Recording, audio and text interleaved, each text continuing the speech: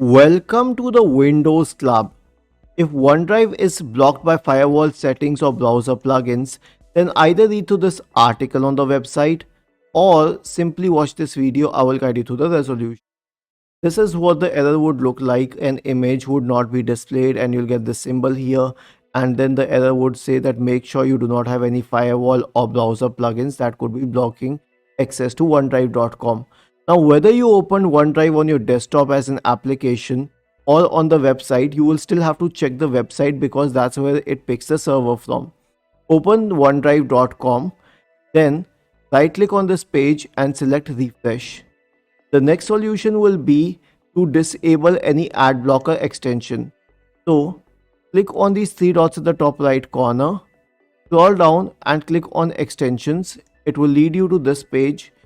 Now, if any Adblocker extension is turned on, then please turn it off.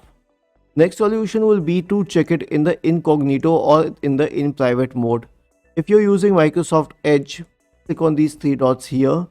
Select new in private window. I have opened one for you.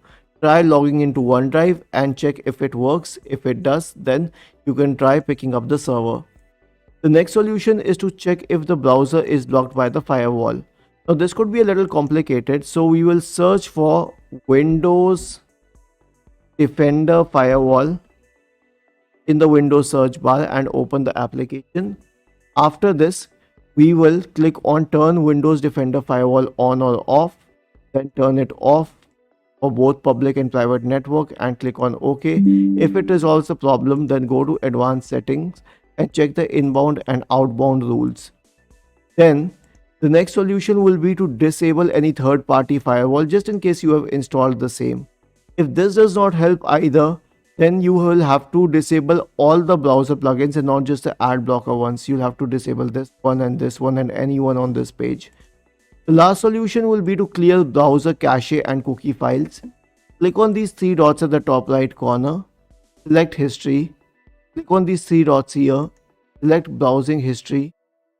Change the time range to all time. Make sure that cache and cookie are selected. Then click on clear all.